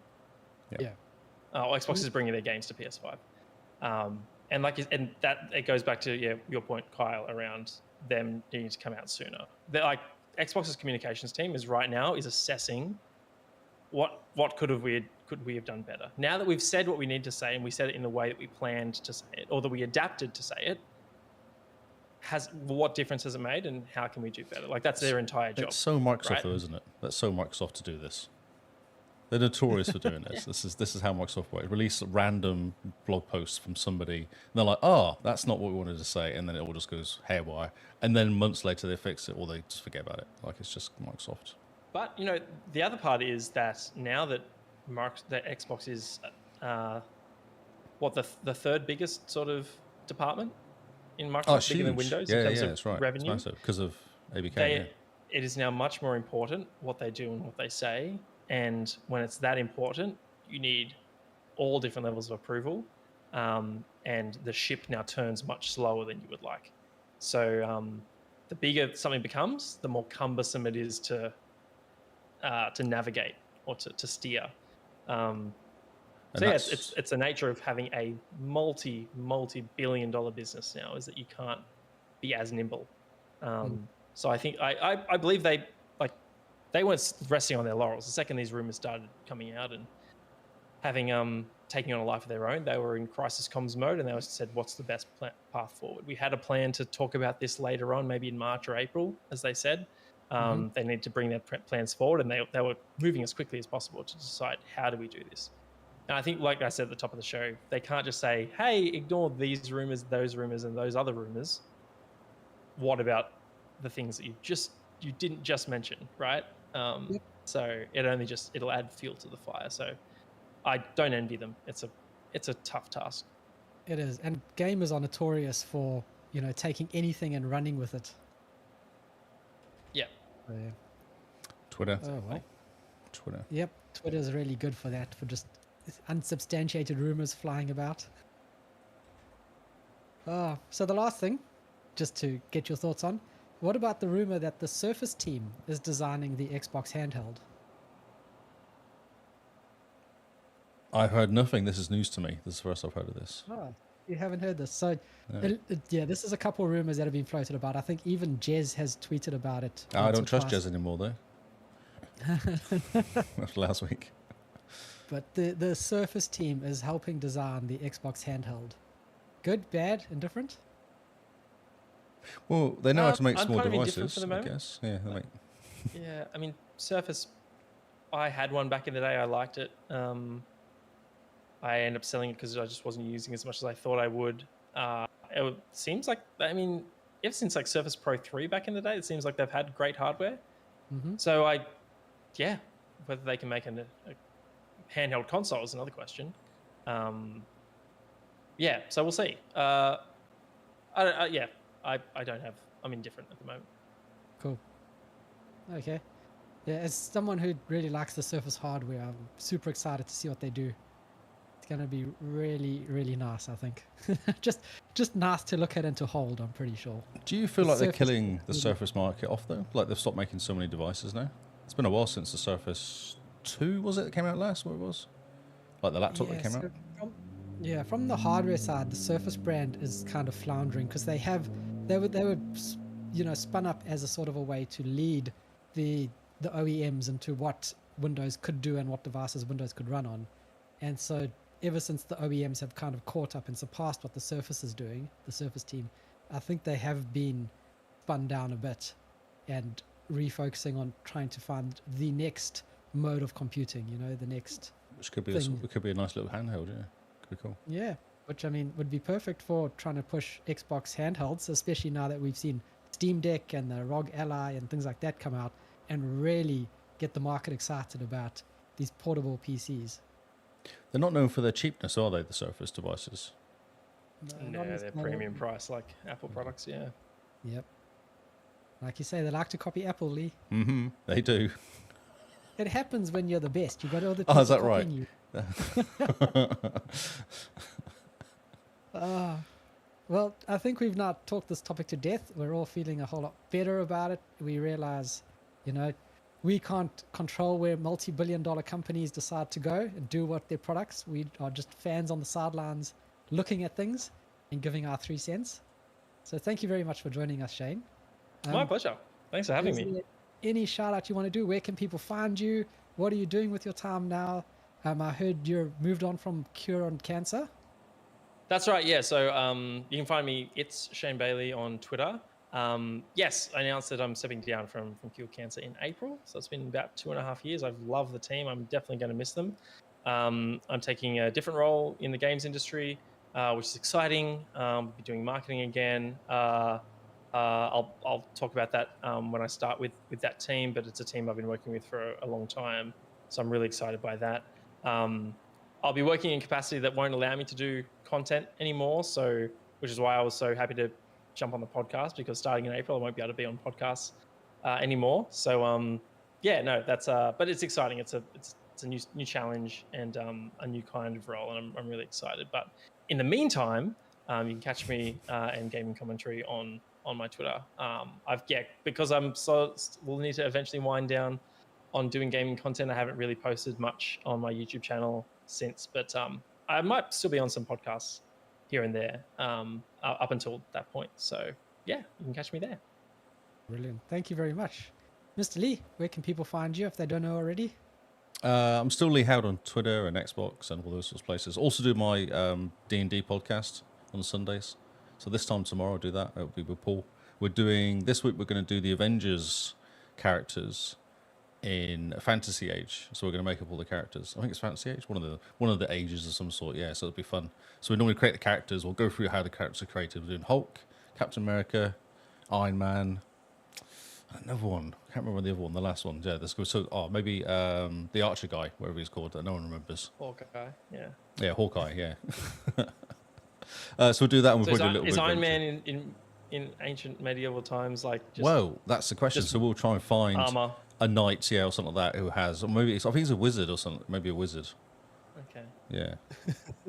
Yeah. So Paul's kind of going through like Hulk's barbarian, that sort of thing. So we'll go through and discuss why and what the stats would be and things like that. It's kind of interesting. Last week we did with anger issues. Yeah. Anger, exactly. Yeah. Last week we did Lord of the Rings. So we did Gandalf, Aragorn, Legolas, and Gimli. Yeah, the dwarf. So that's kind of cool. We did the whole thing. It took like 4 hours in the end, but yeah, it was really cool. Oh, Captain America. There you go. Hulk, Thor, Iron Man, Captain America. That's what it was. So that's the 4 we're going to do. Yeah, so we did that and we did a little adventure. We did when they go into the mines of Moria and the stupid Took knocks the skull down the well. Fool of a Took. Fool of a Took. And we do that moment on. So we're in the room. We get out from the room. Then we're running away from the Balrog. It was real cool. Real fun. Yeah, really good. Who's doing the line? Anyone? Doing the line. The run you fool. That was actually, I think that was, who's in the chat now is Badass Rockets was playing Gandalf. So yeah. Nice. You shall not pass. You shall not pass, yes. It's really cool, yeah. And we're trying to, even working out the spells actually was interesting for Gandalf, who doesn't actually do many spells, we discovered. You look at what he does. He lights up places, opens doors, and does fireworks. Whispers to moths, exactly. Yeah, we didn't do the talking to animal thing, yeah. So we're like, well, he doesn't do much. He hits things with his staff, but other than that, he doesn't really do much. Yeah, you get more of it in the Hobbit movies, don't you? Oh. Does a bit more magic. Does more magic, okay, yeah. Yeah. Yeah. So it's interesting talking about, Legolas is actually a fighter. It was really good. We've got a bit of a hunterness about him, but he's not actually a ranger. He's actually more of a fighter than a ranger. So things like that. You kind of think he's a ranger because he's an elf, but he's not. He's actually probably more of a fighter because of the way he fights. Yeah. Yeah. True. Yeah. Really interesting, yeah. Aragorn's a half-elf, so things. Very cool. Yeah. That's it. And you can find me at Zarkras on X, previously Twitter, and Xbox. Man, just X's everywhere. So again, thanks for Shane for joining us, and we hope you guys enjoyed this little special episode. Now we'd like to hear your thoughts. Jump into our Discord, chat about it. What do you want to see from Xbox in the future? Do you think this is a good strategy? Did you watch the podcast?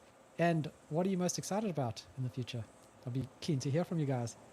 So, from all of us at the Xbox Cast and our very special guest, thank you guys for hanging out, and we'll see you all on Xbox Live. Goodbye and good night. Even though it's not good night.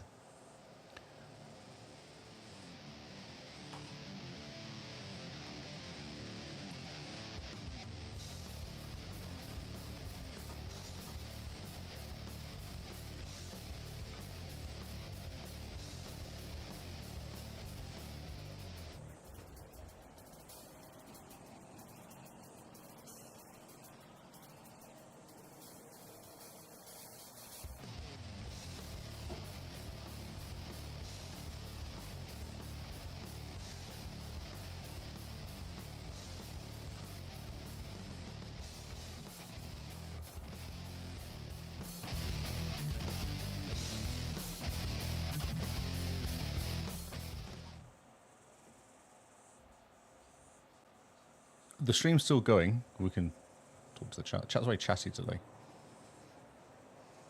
Chat's very chatty. Chat's very chatty, yes.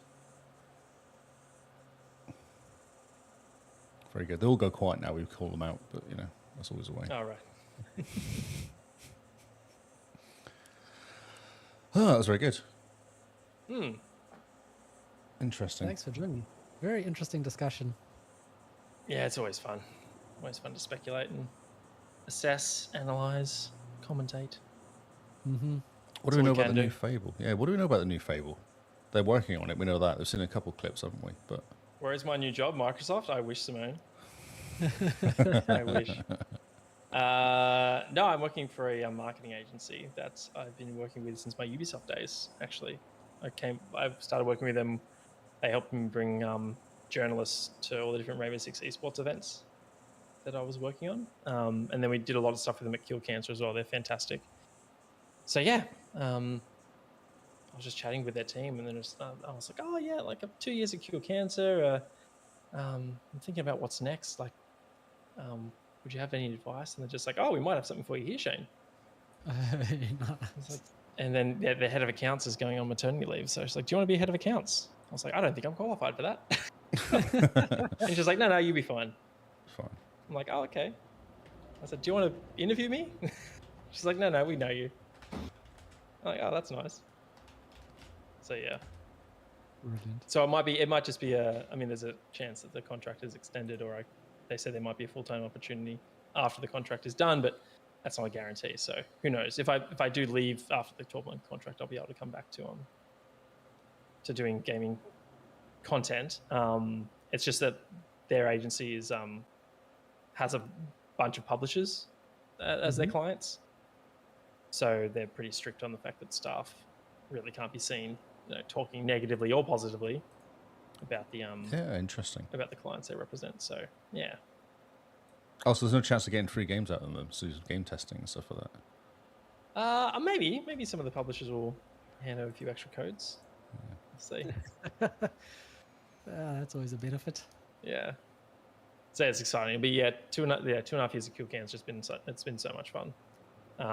Challenging but fun. And Yeah, I was it's very cool. sad Such a cool thing to do, isn't it? Yeah, honestly, it's a